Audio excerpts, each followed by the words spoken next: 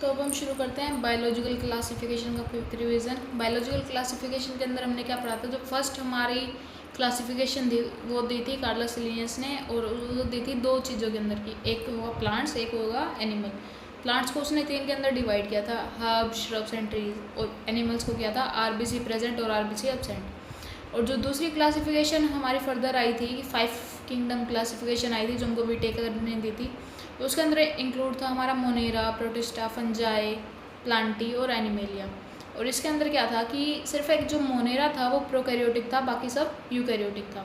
Monera की जो cell wall थी वो नॉन सेलुलोजिक थी, ठीक है। देन हमने इसके अंदर पढ़ा था कि मोनेरा की जो सेलुलर लेवल ऑफ ऑर्गेनाइजेशन इसके अंदर प्रेजेंट होती है, और मोनेरा के अंदर हमारे पास बैक्टीरिया इंक्लूड होते हैं। और बैक्टीरिया की जो 4 शेप के बारे में हमने पढ़ा था, कोकोई जो मतलब स्पेरिकल थी, रोड शेप थी, कोमा थी, स्पाइरल थी, ये 4 शेप हमने पढ़ी थी।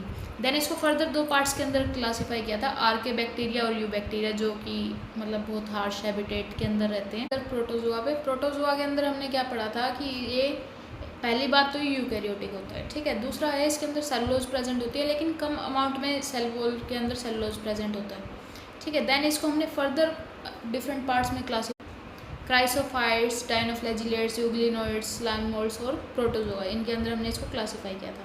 देन हम आगे आ जाते हैं फंजाई पे। फंजाई के अंदर क्या पढ़ा था हमने, एक तो पहली बात तो ये यूकैरियोटिक होता है, मल्टी सेलुलर होता है और हेट्रोट्रोफिक होता है, ठीक है। फंजाई के अंदर हमने फर्दर 4 पार्ट्स पढ़े थे, फाइकोमाइसिटीज, एस्कोमाइसिटीज, बेसिडियोमाइसिटीज और ड्यूट्रोमाइसिटीज।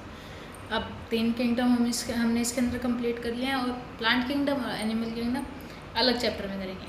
तो please like, comment, share and subscribe.